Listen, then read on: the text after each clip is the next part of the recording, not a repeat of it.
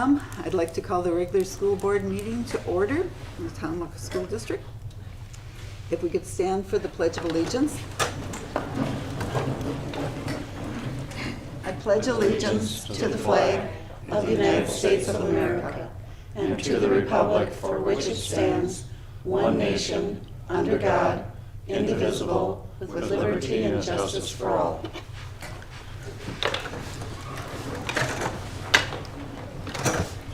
Thank you. Colleen, would you do a roll call, please? Yep. Hayford. Here. Hughesby. Here. Johnson. Here. Kirsch. Here. Kissinger Wolf. Here. Long. Here. Rudai. Baloo. Zimmerman. Here. We have a quorum, 7 of the 9 members are present. I'm looking for a motion to approve the adoption of the agenda as presented. I'll make the motion. Motion's been made, looking for a second. I'll second the motion. Motion's been made by Jeff, seconded by Dick. All those in favor? Aye. Aye. Opposed? Okay. Moving on to item 6, public comment. We have 3 people registered for public comment. I have a four. Maybe. A fourth? Okay. And we'll start with those individuals that signed up. We'd like you to identify your name, if you're affiliated with a group, and your topic to be addressed. And just a reminder, public comment is a 3-minute time period. So if you would come up to wherever, stand up so we can hear you. The first one on there is Faith Myers. My name is Faith Myers, and I'm talking about student protest. My name is Faith Myers. I was involved in the student protests, and as a result, have a court date for a truancy citation. I was part of the protest because I am asthmatic and have severe anxiety and depression. Every day I went to school, I had a choice to make. Keep my mask on and risk a panic attack where I could not breathe, or take my mask down momentarily and risk scorn from the other teachers who were enforcing the mask rules. My stepfather, Doug, was very supportive of me and other protesters. He went so far as to issue an open records request to learn what school officials were saying about the protesters. I would like to read you one of those replies. Maybe you should send them all on a field trip to India to see what is happening there right now. How sad that we are raising so many kids without empathy for others. So sad to hear. That reply was sent by a school board member. What happened to empathy for the students like me, who day after day felt scared by the way teachers were enforcing the mask rule? It is so sad that we have a school board member without empathy for the students they purports to serve and act in the best interest of. I am right now submitting that comment for investigation under the new board member behavior and code of conduct policy, specifically general expectation F, which states, always treat others with respect and dignity at all times.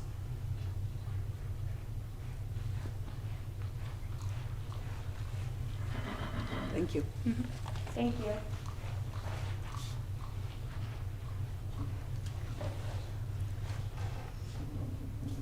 Thank you, Faith. Elizabeth Ehrman. My name is Elizabeth Ehrman. I am here addressing an issue of discrimination.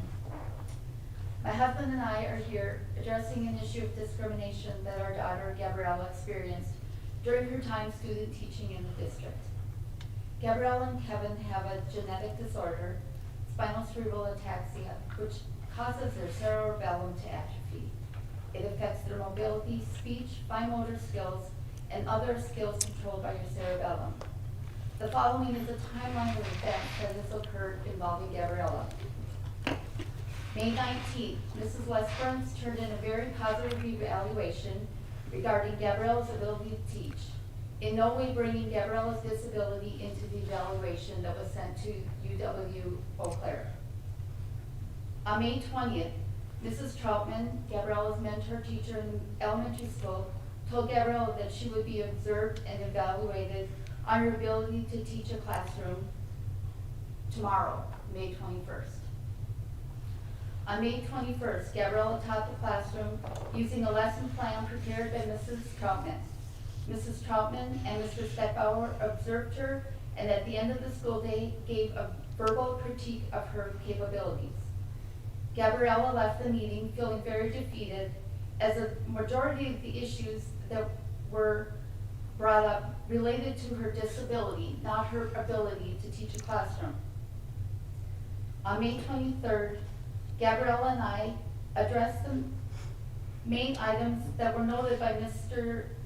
Steckbauer and Mrs. Troutman in a letter that she had emailed to them, also seeing various individuals, including Mr. Reynolds and Ms. Kissinger-Wolf.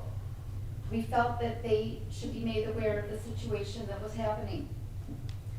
On May 24th, Mrs. Troutman submitted her evaluation to UWEC, commenting that Gabriella is not equipped to be a teacher. On May 25th, Mrs. Troutman emailed Gabriella without acknowledging the comments made regarding her disability.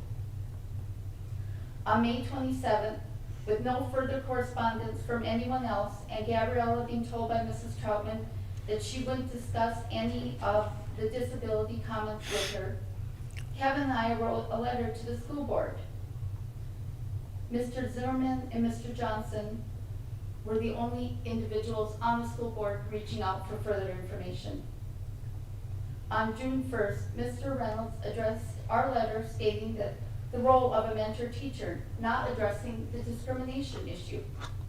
We responded back, correcting him that our issue is with the discrimination Gabriella had been subjected to. On June 2nd, Mr. Reynolds emailed Gabriella with the procedure on how to file a discrimination complaint.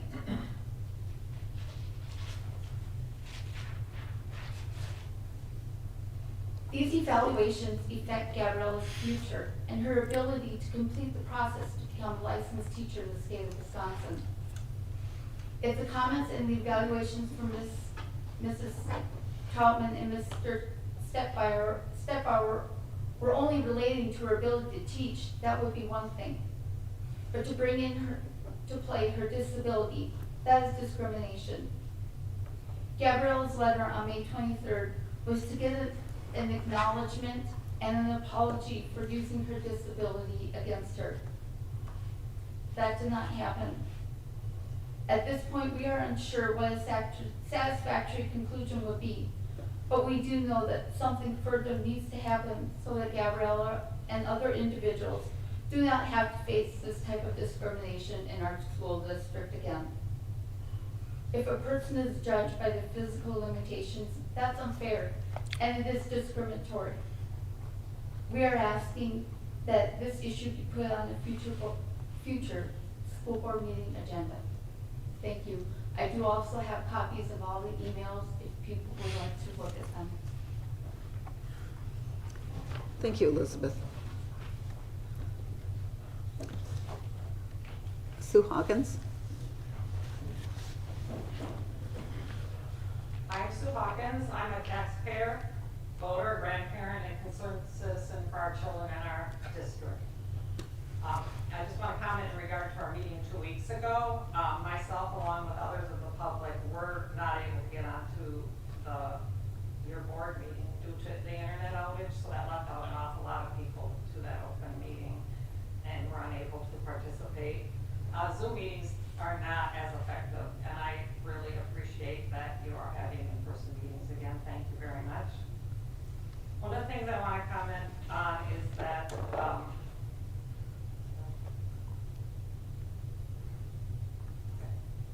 I'm asking that when you do review your COVID policies, and that you clearly address and state the various exemptions to wearing masks be accommodated without students being treated differently, being separated, told to go virtual, etc. That is ever if you decide you are going to continue to impose face coverings again, which it is our hope, my hope, that that would not happen. For the Tomahawk School District, it states, the Tomahawk School District does not discriminate on the basis of sex, race, color, religion, creed, age, national origin, ancestry, pregnancy, marital status, or parental status, sexual orientation, or physical, mental, emotional, or learning disability. For the Wisconsin statute 118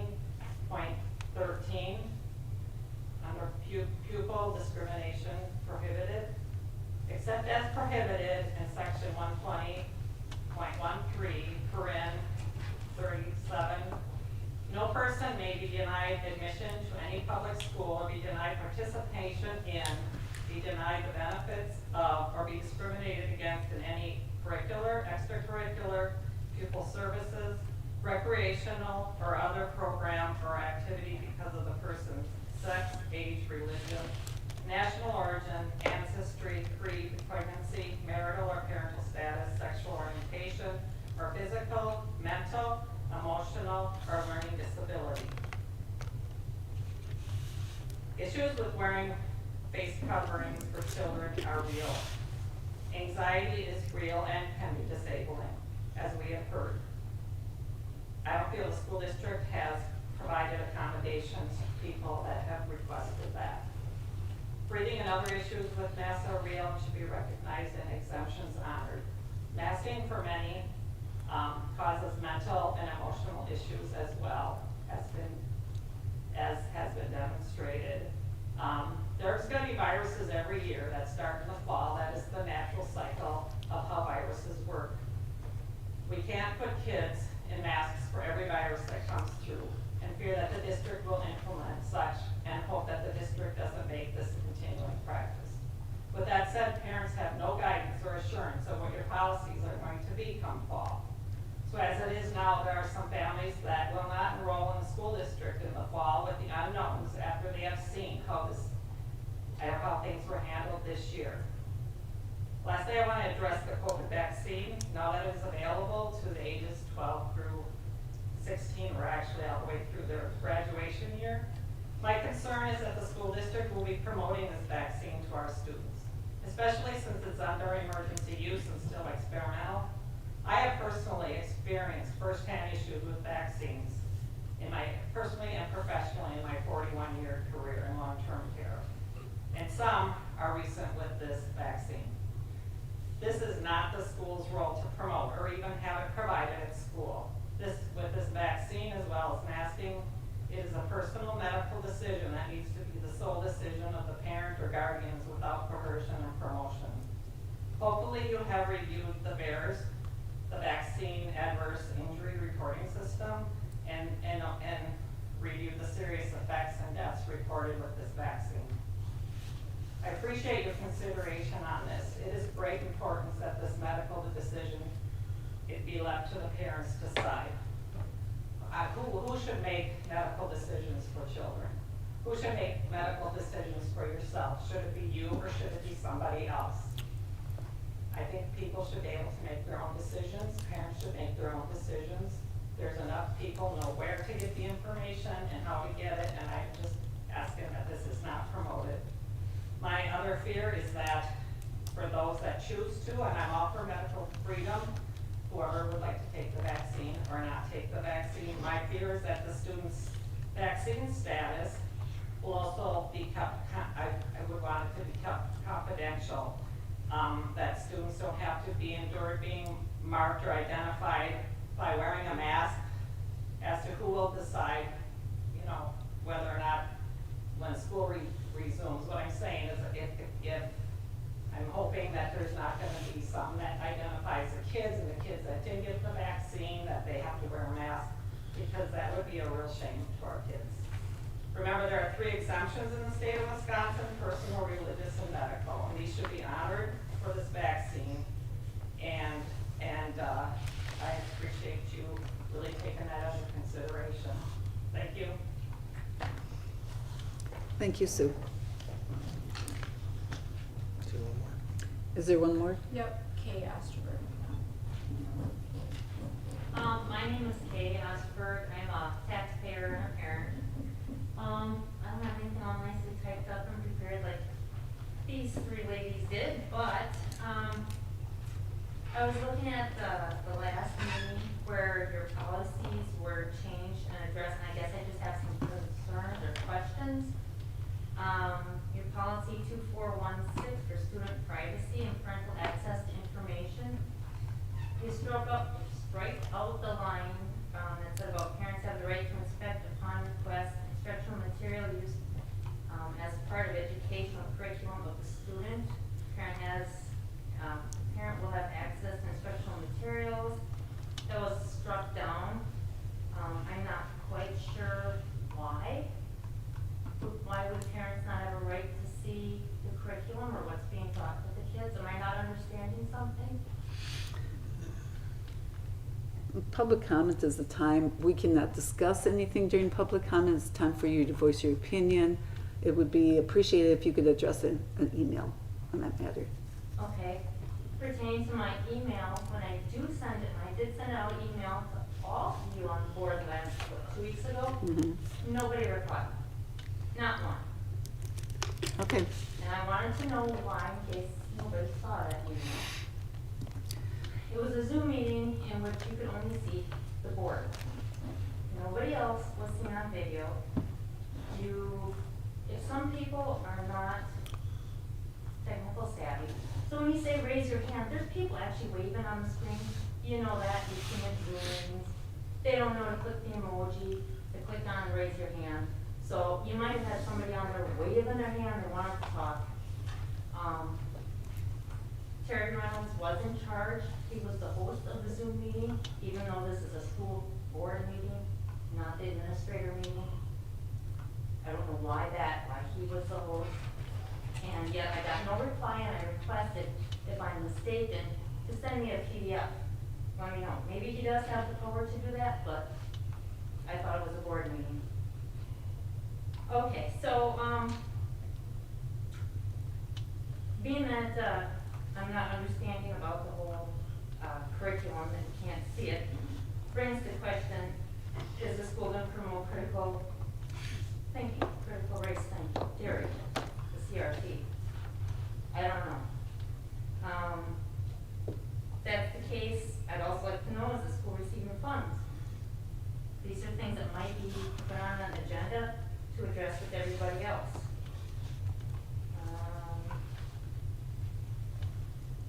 Your mask policy, that's pretty much left in the air too, as far as I understand. You said as of yesterday, it was gonna stop, but it's pretty much an open thing. Is there an end date? Again, with the vaccine, I'm just as concerned as some other folks here that you might say, well, you know, first graders, second graders, you're not eligible to get the vaccine, so you have to wear the mask, which should not be happening. I agree with her statements as far as it's emotionally damaging, it's physically, it's emotionally, it's educationally. The masks are not. We all know Fauci's email's been released. We all know what he said in there, that the masks won't work, and that's what we've been telling you guys. The mask size does not stop any of these viruses. As far as tonight's talk, you've got on the policy 9130 that you're looking to update. And that again is a public request. You state in there that you're gonna change it to administrator, the district administrator shall inform students and parents each year regarding their right to inspect instructional materials used. When I thought that's where it was being updated. See policy 2414. So I turned to that policy, and that policy directs me to Wisconsin State Statutes 118.019, section 2, which talks about sex ed for kids 12 through, or kindergarten through 12th grade. I would hope that the school is not following suit with other schools as far as letting kids pick out their own sex. Okay? I don't agree with that policy at all, and I would hope that parents are being informed of such a thing. So, I would like those items put on the meeting agenda for next time, if they're not going to be addressed in your meeting tonight. thank you, Kate. Okay. Moving on to item 7, consent agenda items. There's the approval of the minutes from the regular meeting from May 25th, from the closed session from May 25th, employee contract adjustments, resignations, and volunteers. Looking for a motion to approve items 7, A through C, or if there's any discussion on that.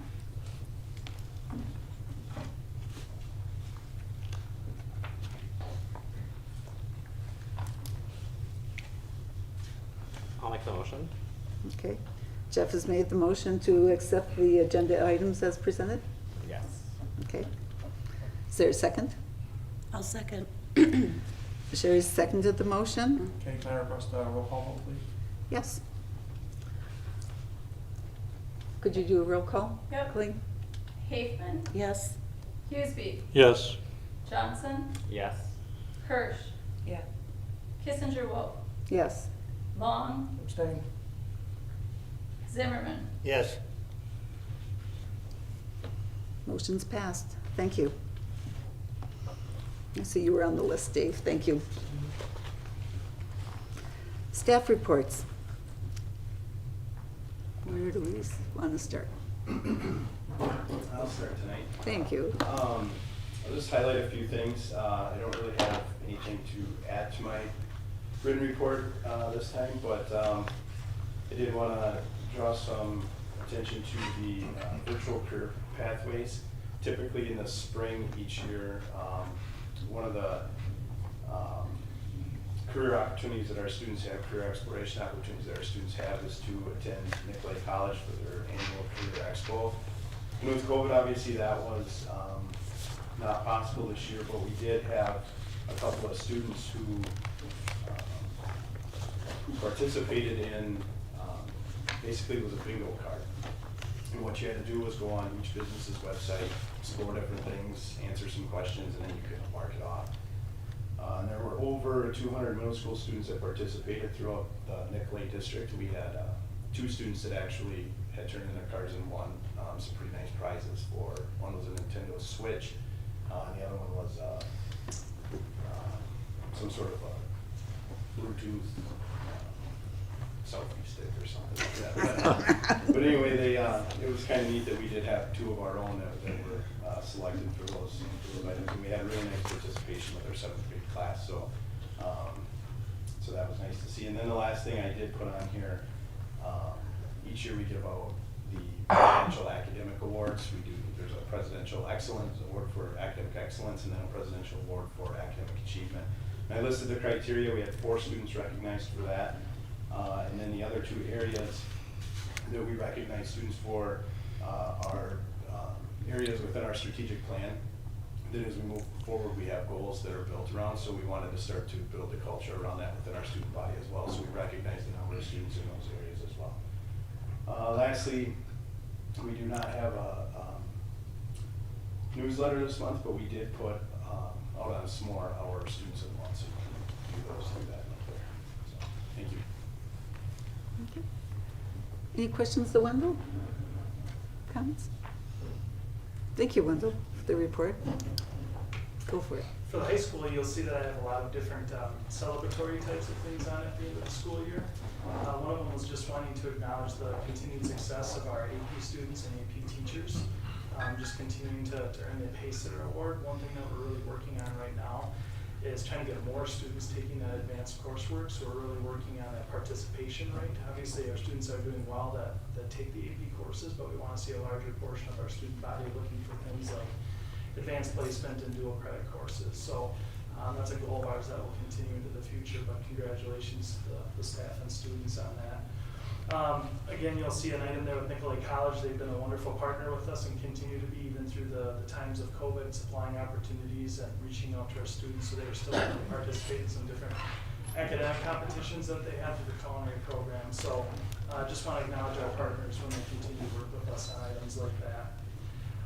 The other item I wanted to note too was you can see for the scholarship evening, roughly $145,000 in local scholarships were generated again this year, and each year we have some new scholarships, but when you look at the list of donors, many of them have been doing it for 20 years plus, and they continue to work and support our graduating students. So at the event, we always want to make sure that they truly understand our appreciation for how they support our graduates with the financial end of their goals after high school. But that was just local scholarships. Obviously, students earn things from other places, but thank you very much to them. The last thing I wanted to note was our summer school started on Monday, and we have, actually it's a little bit more than 30 students participating in credit recovery options. So Really want to thank them and their guardians for working with the school to take advantage of the opportunity to be able to make up some credits here in the summer. And that's a big item for those students, not only staying on pace for graduation, but also when it comes to things like elective courses that they want to take in the future for career exploration and developing those skills.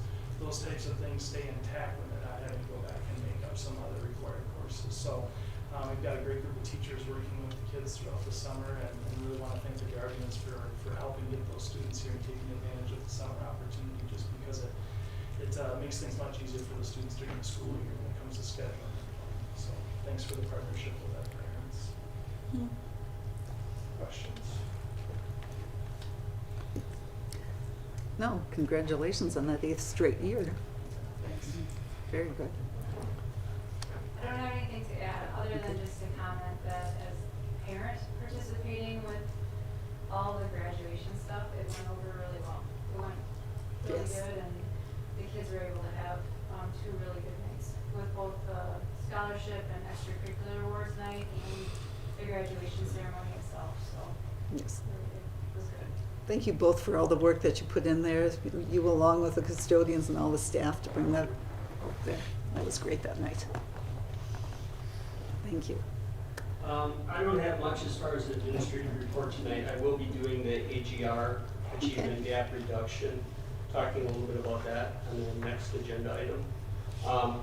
That AGR will be renewed, and I'll be submitting that this week. I got Mr. Reynolds' signature and your signature case, so that's something we'll be looking at with that.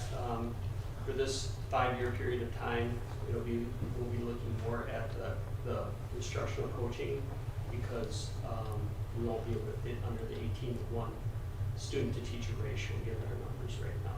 Okay. And we do have summer school starting this next week, so right now we have about 55 students that have expressed an interest, again, on remedial math and reading programs, so we're hopeful that our attendance will be good next week. Great. Any questions, Guy? Thank you. Okay. And you got nothing, you got it 2 months ago, or 2 meetings ago. You got it. Everybody's up in a cold sweat. Yeah. And Teresa, you're checking? I'm up in a little bit. Okay. I just had a Very- couple items. The first thing, I just want to acknowledge and thank all the staff, the entire staff. It's been a difficult year, and certainly the last few weeks, there's a lot going on, and I thought the school year ended very, very well. The administrative team did an outstanding job. I agree. I thought graduation went very, very well, and we provided a lot of opportunities for students that, a year ago we weren't able to do, and certainly we did as much as we could, and they, again, I thought they did an outstanding job, and a lot of extra time and hours on everybody's part to try to make those activities occur and be successul for all our students. The other 2 things, we have some hirings going on. I know the principals have been working, and Wendy on various positions, and the administrative team, we met and interviewed for that teaching and learning position, and certainly we're close to that. I did offer the position to an individual today, and we have to go through some negotiation right now to see where we're at, but hopefully we can get that position all settled before Teresa leaves, and try to take care of that. The other position is the pool and rec and athletic directors, and how that works out. Right now, we don't have a lot of candidates, and certainly I did contact one person today for an interview, and my goal is to get that accomplished by the end of this month if possible, and hopefully we can get somebody on board for the pool and maybe provide some swimming lessons to the community students, and trying to make that happen yet this summer. But again, there isn't a big applicant pool there, and hopefully the one person I called today might be a positive situation for us. So we'll keep you updated, but those things are coming our way. Thank you. Do you want to go? Is that, whose presentation is that, yours? Well, it's not mine, but I think I'm making next time. Okay. Yeah. So twice a year I give the AGR report. It gives, on the report it talks about the goals that were established by each grade level, kindergarten through 3rd grade. I did this back in February, talked about the fall baseline and where we were at achieving or working towards the goals that each grade level established. And then I do have to do this at the end of the year, talking about the goals and how we came out with those goals. For the most part, we did very well as far as meeting goals established in the fall. The grade levels that met with me before submitting this seemed proud of their students and the progress that were made. If one group was a little unhappy with how things turned out, it was probably the kindergarten group. But when we talked through it, we had one kindergarten class that was under quarantine 3 or 4 different times. And another kindergarten group that I think they were twice sent out of quarantine. So given how this year went with different groups being quarantined, I feel like the teachers worked very hard and we met many of the goals that we put down at the first part of the year. The students worked hard, and I feel proud of where we came out. And some of that is explained in the explanation I give to the DPI as far as there's actually a section that talks about the pandemic and how, what schools wanted to say about the struggles that each school and district went through this year. Do you get a cumulative report or like a summary from other schools on the whole thing? How we relate to We really them? don't see the other schools' information. Okay, We're just more seeing ours. just ours. Okay. Any questions for Guy on the report, the AGR report? Okay, thank you. Thank you.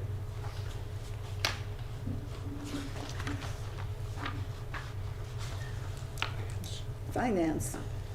Okay, Terry. the Finance Committee met earlier before this meeting, and again, I just commented on the expenditures and revenues coming in are basically very similar to past years, and not a lot of revenues coming in at this point in time, but we are in line with and financially fine for the summer. May expenditures are based on really salaries and benefits, and again, nothing unusual there, and we're right at where we figured we would be. So nothing other than that in that regard. We did have a couple of items that we do every year, and basically for your approval. And the first one is the recommendation to commit $2,582,476 for payment of future post-employment benefits. And what we do, these dollars are basically saved for the purpose of if we would need to pay off the entire balance of the post-employment, that we would have money available to do that. And so each year the board, approves that amount. So I recommend that you do that again this year. Any questions on this? Questions for Terry? I have one question. It used to be set at 3 million and we didn't touch that. How did you figure out that Pardon? $500,000 less? They do an actuary every year to see where we're at, and a lot of times it's based on the amount of staff you have and who leaves and who comes in, and so it's just because of that. And if we need to recoup it, and if The we what? need more, if we need that $3 million amount. Well, in if the it future. increases, then we would have to ask for you guys to set aside that amount more again. So So right now, I mean, it isn't, you know, it's just, it changes every year basically on what we need to pay off that out if we had to. The last few years it has gone down. Any other questions or concerns for Terry?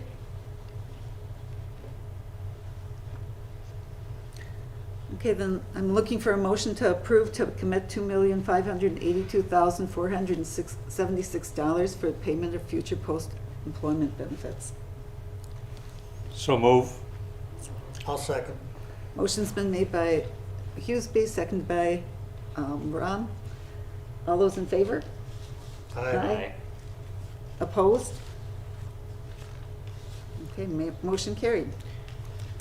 And the second item, recommendation to commit a beginning balance of $109,898.08, plus or minus any revenues and expenditures in the school forest, location 701. And again, this is something you do every year.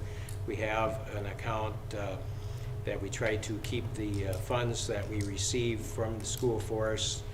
We are looking at doing some timber cuts this year, so I imagine that'll increase for next year. But basically, that amount we try to set aside just for future school forest initiatives. Allows students and teachers, if they, to use some of those funds to go to the school forest if they need, or materials, etc. So again, we recommend that you continue that amount again.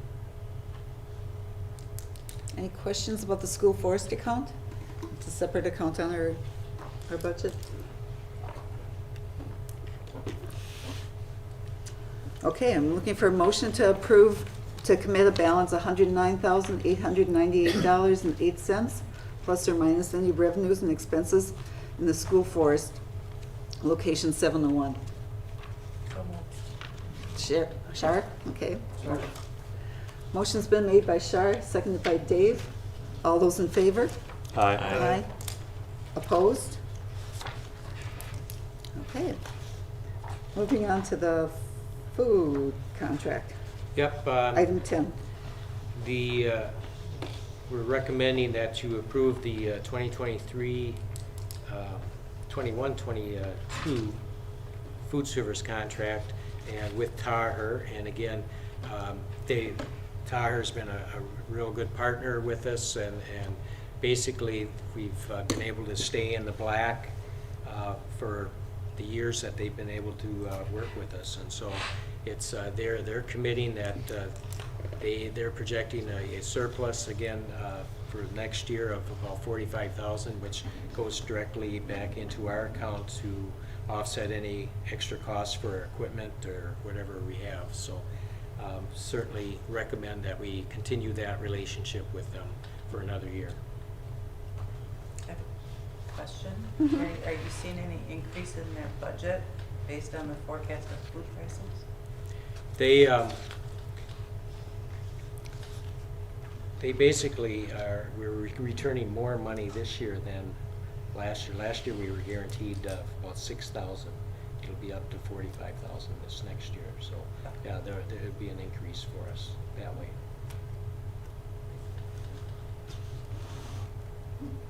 Did that answer your question? I think. I guess I was more wondering if the contract, if their individual cost per meal was going up because of the... Yeah, well, their costs will go up a little bit because of staffing and pay that way. Yeah. But it's not substantial, no. Okay. Because they submit the budget to us. Right. They predict that, and they would submit the budget to us, and we'd have to, Okay. it's contracted through Yep. every year. And we had changed over 5-6 years ago to Taher. I think they've done a great job of getting things all together. Okay. Other questions? Did that answer your question? Okay. Other questions regarding the food service contract? Okay, I'm looking for a motion to approve the 2021-22 food service contract with Taher. So move. Oh, that's a tie. Who's that? You go Ron? first. All right. It sounds like Ron and Dick. All those in favor? Aye. Opposed? Hearing none, motion's carried. Moving on to item 11. Go for it, Teresa. Last month in my report, I shared to you that the needs assessment was coming up. This is something we do annually, and we look at all the items that are listed on the screen.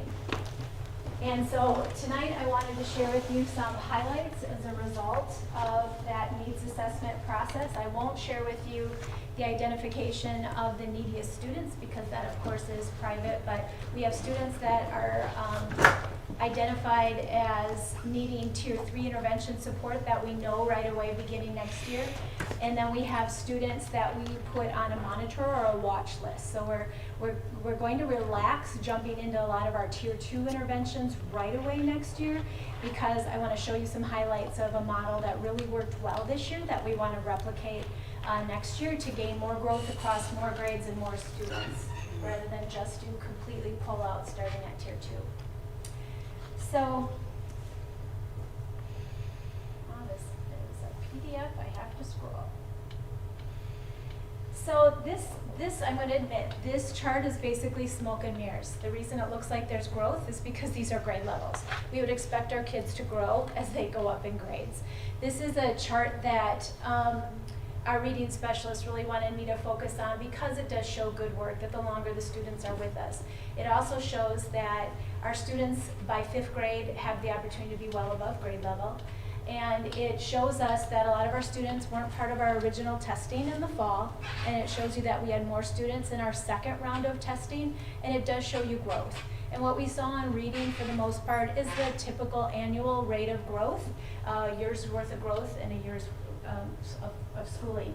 So it wasn't bad, but we want outstanding.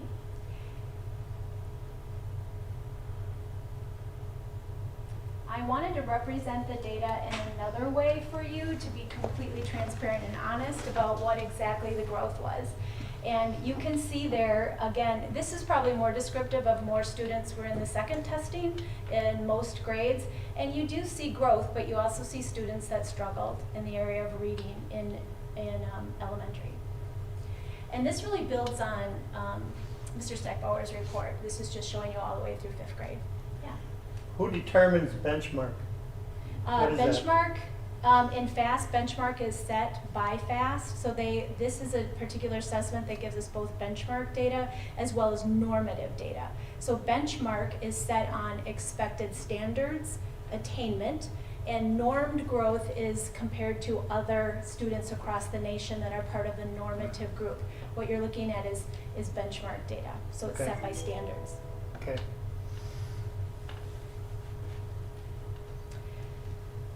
Okay, so then moving into math, and math is a highlight for us. Math, we actually looked at 3 years worth of data when we were together doing our needs assessment, and math ended up being what you want to see as a curriculum director in actual real growth in an annual year. And we were able to get our high-risk student numbers down to below 3%. In grades 1, 2, and 3. And that is just outstanding. That's been something we've been striving to do for the last several years. So what this is showing you, if you look over here, this is showing you that we were able to get overall, K through 5, the students that were in the high risk category, we started out the year from 26% of our students were at high risk down to 9% by the end of the year. That's really good. Even in a COVID year, right? That was outstanding growth. But then when I show you this next graph, look at the areas of 1st, 2nd, and 3rd grade. That is what we've been waiting for. That is an extreme highlight. And we attribute that to the fact that we shifted our model this year. Not only was it 3 years into the implementation of our new math program, but we shifted our model this year to instead of do a lot of pull-out for math intervention, during COVID, we instead did a lot of supporting the core. And we were able to use the interventionists that we had. We had to pull 1 for virtual school. And then we used the 2.5, we employed our district math specialist, and we used our 1.5 math interventionists to come in and support the core in grades 1, 2, and 3. And we believe that's why we have the results we do. Both teacher expertise growing after 3 years of implementation, as well as that pairing of those teams, the specialist in the room as well as the core teacher. Our goal is to grow that into 4th and 5th grade as much as we can. And that's why you don't see us, we won't be supporting as many tier 2 interventions unless we have to. We're gonna support the tier 3 interventions right away and then keep those students on the watch list, and if they need to move into that high level intervention, we'll do that. But I think this speaks very highly to how our shift in our model worked, and this growth occurred, again, let me remind you, during COVID. This is outstanding.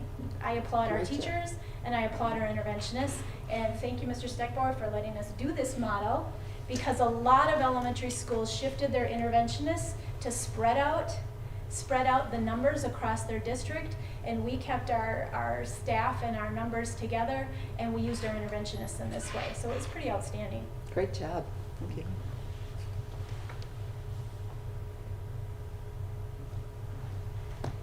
We still have needs, and so I described to you already some of the actions that we'll take next year, trying to continue to serve the students who need the service, but then continue to protect that model as much as we can.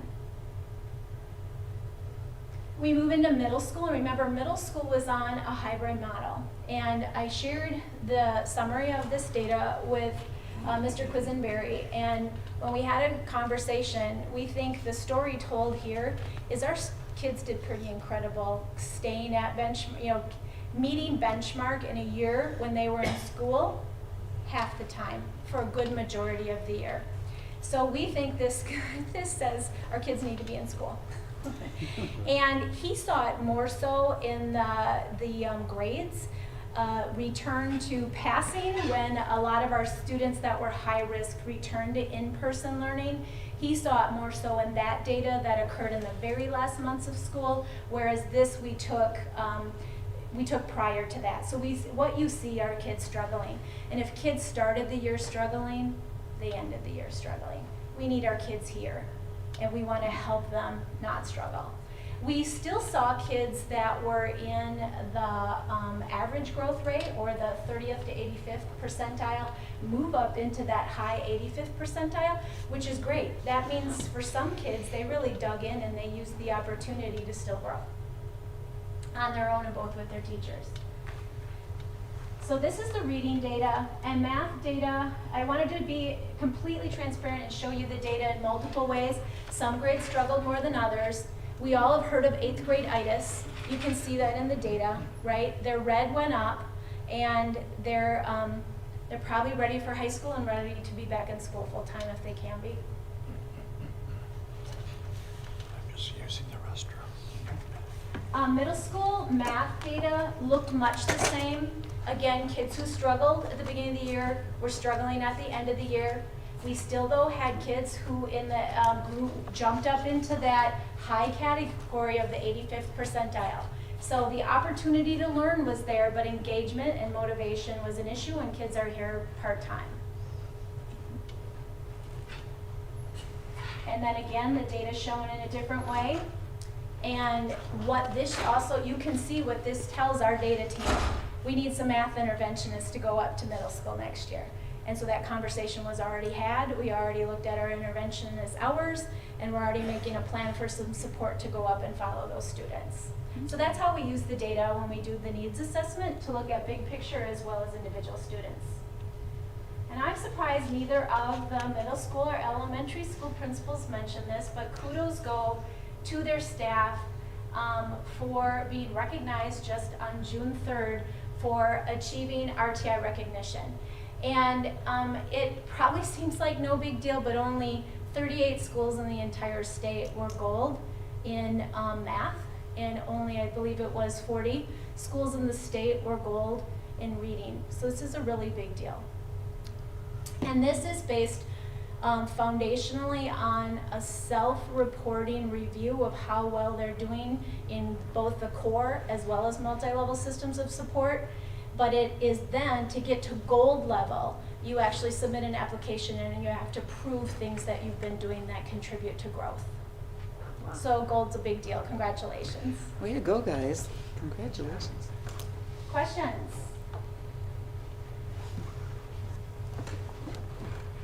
We've got to get that word out. 38 out, and that's all the public schools. Does that include voucher schools, or it's just public schools? Well, that's just public schools Okay, that I'm aware of. okay.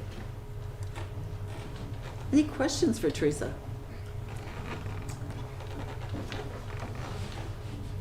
No? Thank you for Yeah. being good. Yeah. And this is your last report? It is. Oh, Teresa. When's the last time you guys go to cry? And I said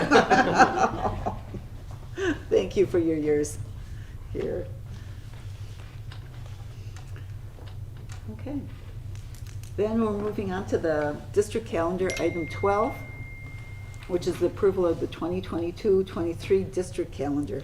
Yep, and we always try to stay about 2 years ahead, so parents and everyone can plan their vacations and other things. So this would be that second year, and it's very similar to what we've had in prior years, so at least the last few years anyway. So certainly recommend your approval on this.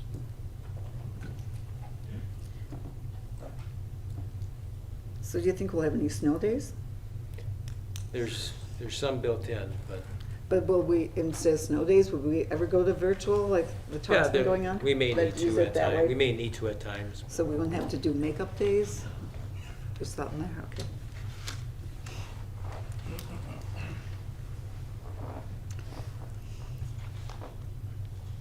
Questions about the schedule? Is it pretty clear for the new members and that? Okay, then I'm looking for a motion to approve the 2022-23 district calendar as recommended by administration. I'll make the motion. Motion's been made by Jeffrey I'll second. and seconded by Sherry. All those in favor?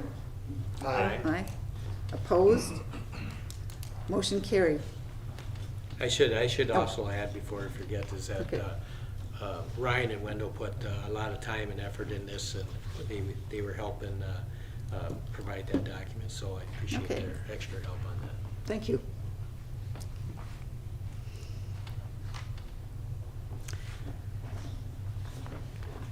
Okay, moving on to item 12, approval of the updates to the policies. There's 7 policies that were enclosed in the agenda, items A through G. You had a description of what the changes were in here. Let's start, any discussion, concerns on these? Do you want, go ahead, Yeah, Sharon. I do. I just have a couple things. I just gotta find my notes here real quick.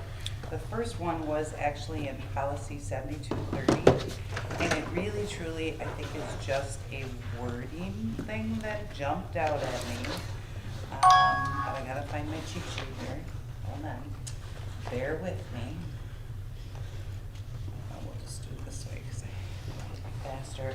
It referred to, here it is. It refers to, in the second to last paragraph of the policy, it reads that it will be the property of the board, and my question is, should that not say the property of the district? Like I said, just one of those wording things that jumped right out at me and went, well, wait a minute, it's not the property of the board, it's the property of the district. I think it's a simple kind of change. Is that the sentence where it says gifts, grants, and bequests shall become Yep. the property of the board? Yep. And will be subject Yeah, to I use? just think that that word board should be changed to district.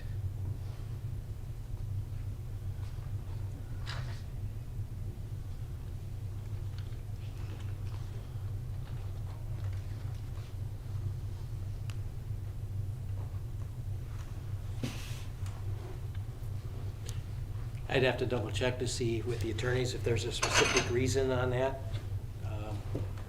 Usually there is. You know, the whole way through it talks about the board, the board, the board. I'm just wondering if that's following through. So you're thinking it should be school district? Well, I just think Or we how- should say the district, not the board. No It doesn't different belong place. to the board, it belongs to the Board shall be district. formally acknowledged.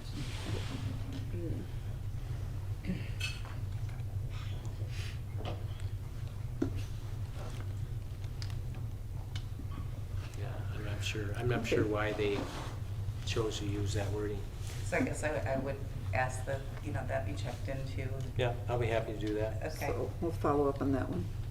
And then my other comment would be in relation to policy 9130, and I understand, based on what Terry had indicated, the intent of Neola was in regards to the update at our previous meeting.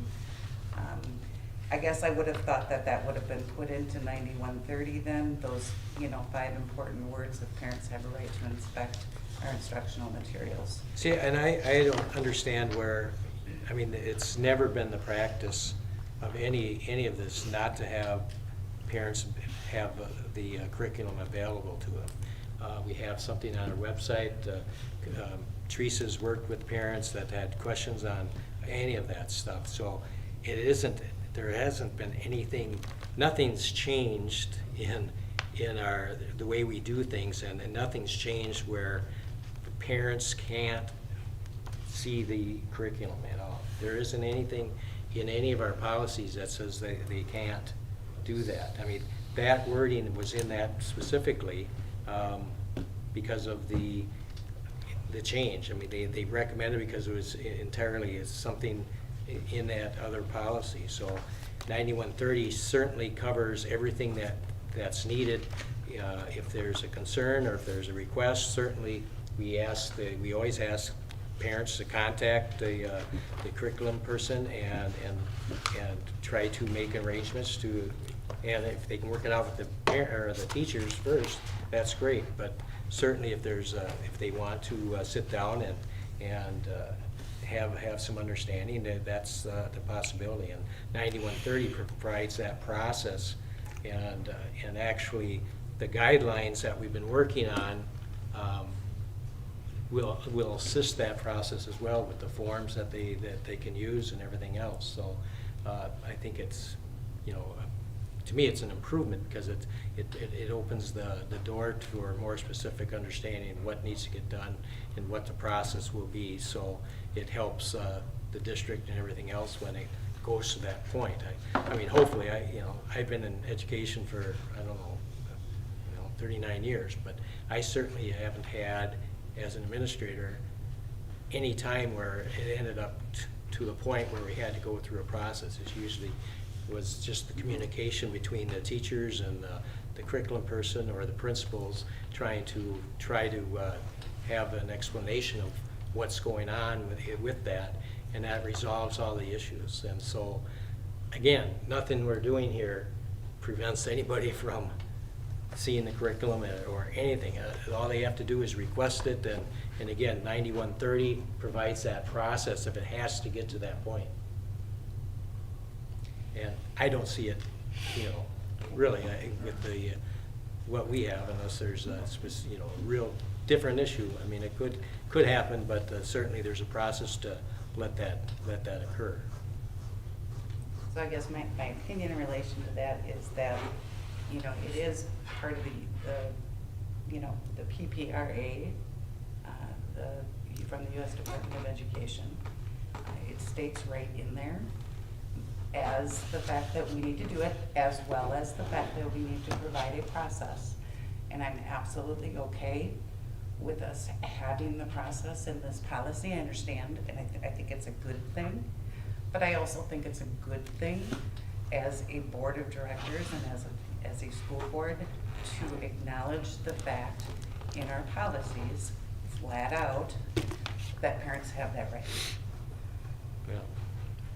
And I would also indicate that I think the words curriculum request should be added to the title or the header of that policy, so that it enables easier access for parents to find it. Because if I have a curriculum request and I'm trying to find that policy, I'm not going to search for public request.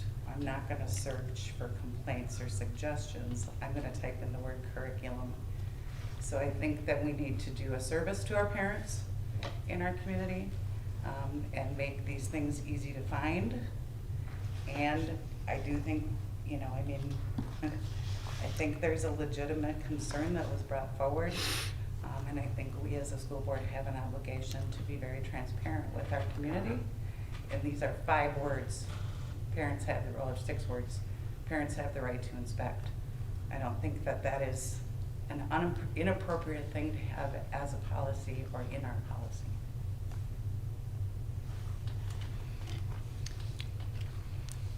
Teresa, do you have any input on this? Thoughts?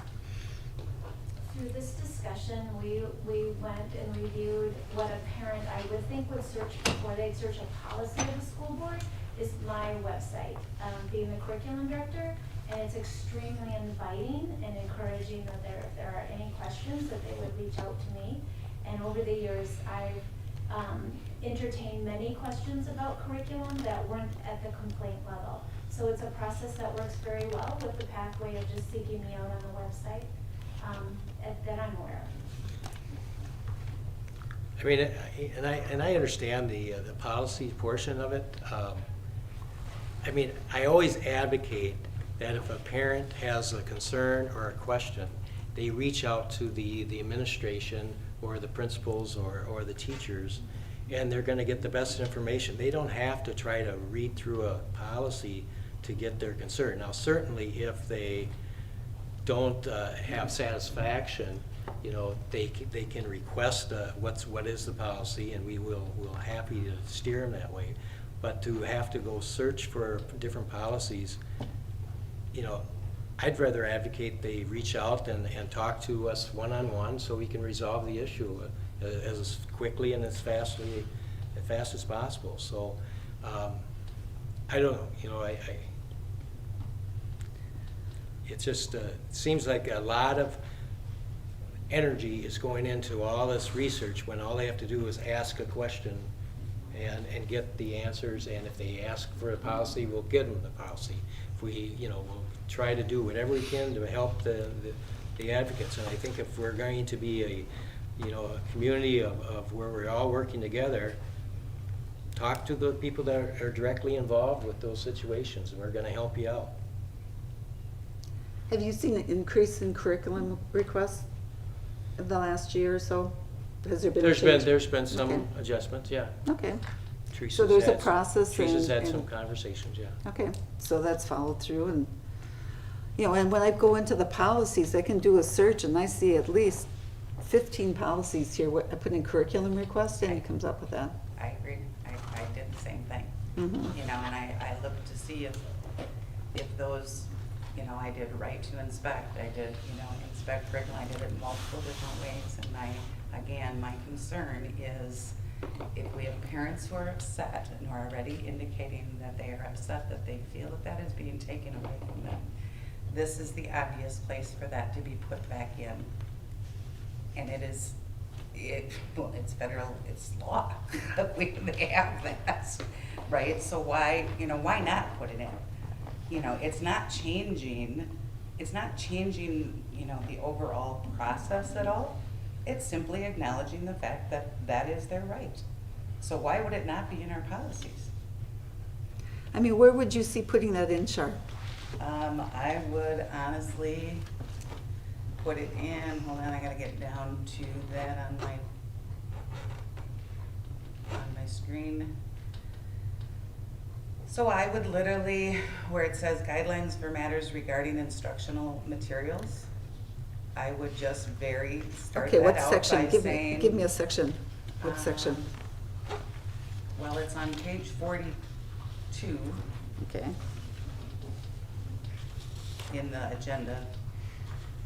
Okay. Did you find that? Yep, I've got it. Okay. So it literally says guidelines for matters regarding instructional materials, and I would put it right there. You know, the Town School Board recognizes parents have the right to inspect instructional materials. You know, one line. And I don't see that it hurts anything, to be honest about it. I guess I'm I still. mean, if the parents have the ability to go to the Teresa or whoever at the time, okay, fine. But if they're having issues and they don't know where to go or whatever, at least it gives them something that they know that they have that right to look at something. I don't see an issue with putting it in there. Either way. I mean, it doesn't, I don't think it affects anything one way or the other, but it doesn't hurt anything. That's my point of this. Just wouldn't find the spot for sure.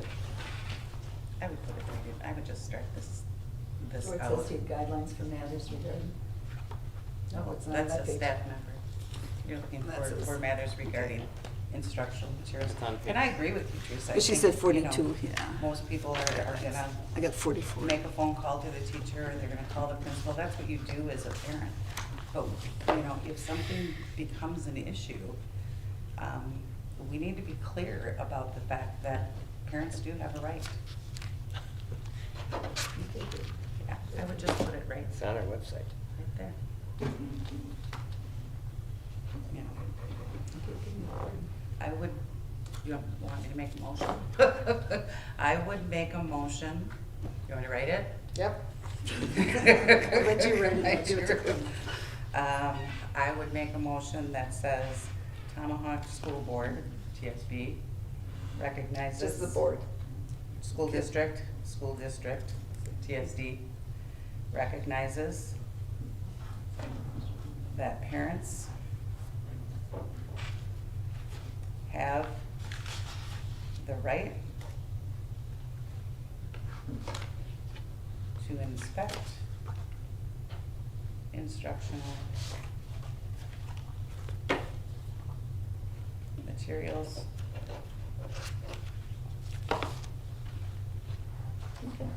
I don't have a problem with that either, but I would request that our attorneys would review that language. Definitely, absolutely. definitely, I'll give this to Absolutely. them, so I think Yeah, we'll just absolutely. hold, well, I would recommend the motion that we forward this to the attorneys Yep. to get the proper wording. I would agree with And that. go with that. I would The agree. attorneys, Neola, because Neola is the one that goes with that. And then Kate, could we add just into that title curriculum, you know, requests or something to that effect?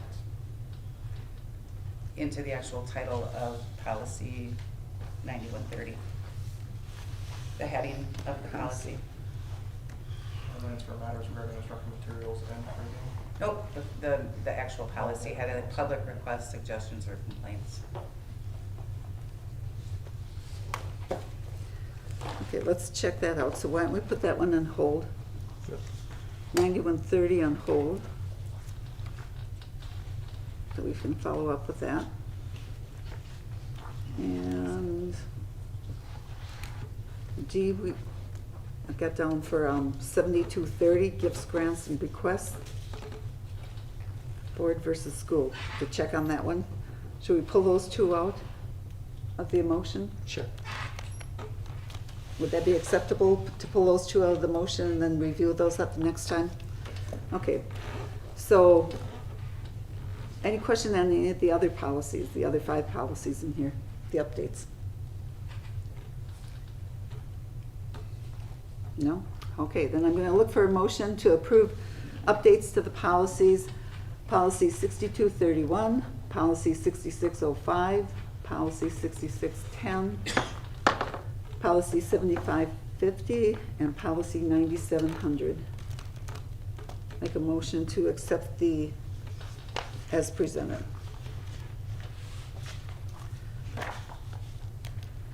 I'll make the motion to accept those 5 policies.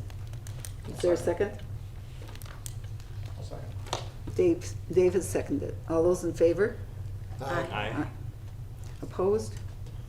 And we'll table policy 7230, the gifts, grants, and bequests, and the policy 9130, policy, public requests, suggestions, or comments, complaints to the next meeting. D and F. Got all that clean? Yep. Thank you. Okay, any other questions, concerns on the policies? Okay. Moving on to item 14, closed session. We'll be going into closed session pursuant to Wisconsin statutes 19.85, parentheses 1, parentheses C, concerning employment promotion, compensation, or performance evaluation data of any public employee over which the governmental body has jurisdiction or exercises responsibilities, to discuss employee concerns. We're looking for a motion to go in closed session. So move. Second. Motion's been made by Dick, seconded by Dave. Roll call? Haithman, Yes. Hughesby, Yes. Johnson, Yes. Kirsch, Kissinger Wolf, Yes. Long, Yes. Zimmerman. Yes. Okay, motion's been made, approved. We'll be going to